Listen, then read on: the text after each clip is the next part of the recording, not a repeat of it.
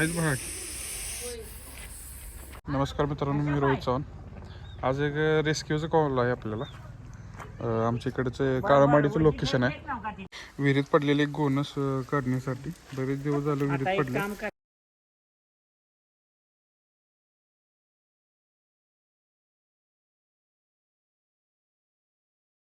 नाही नाही नाही नाही, काय करत नाहीत. नाही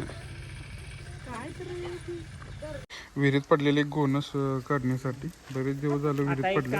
उतरायला पण काही तिला खाली वर नाही. त्याला आता रेस्क्यू करूया आपण. हा तिथं हा ना जरा जरा नाही, अजून आली बितळाकडे गेले पाहिजे म्हणजे त्या येईल ती बाहेर.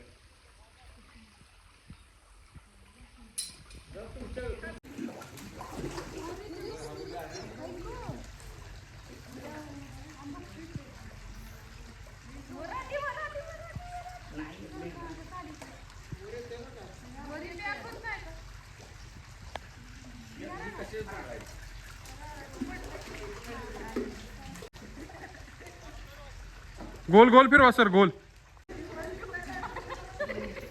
सर्व रेस्क्यू केलेला आहे. पूर्ण ॲग्रेसिव्ह असताना असा आवाज काढतो कुकरच्या शिट्टीसारखा.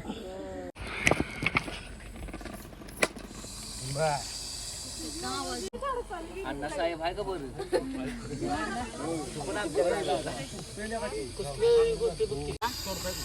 काय करतो तिचा आदिवासी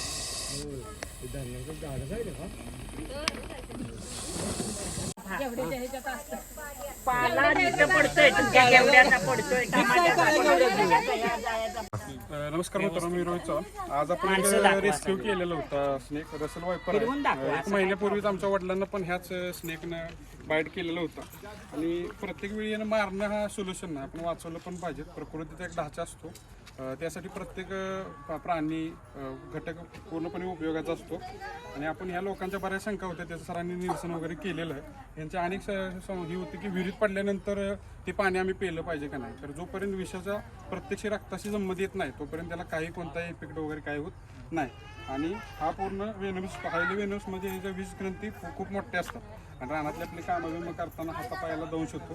चावल्यानंतर कधी आपल्याला तिथं घट्ट बांधायचं नाही. तर तुम्ही 2 सापांना बांधलं तर चालतं. नाक किंवा मान्यावर जर चावलं तर हलकं बांधायचं. आपल्याला रक्तप्रवाह तिथं हलका करायचा आहे. तो पूर्णपणे लोकांना काय, साप चावला की बांधा म्हटल्यानंतर तुरी घेते आणि पूर्ण जोरात बांधते. तुम्ही एखादं बोट असं धरा थोडा वेळ तरी दाबून पडलं तर पूर्णपणे ते सोम पडतं.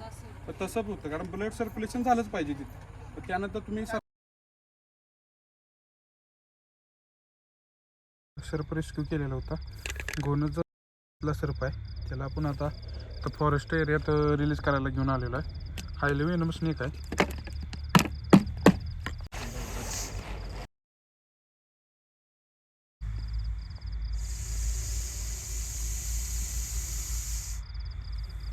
बघू शकता तुम्ही.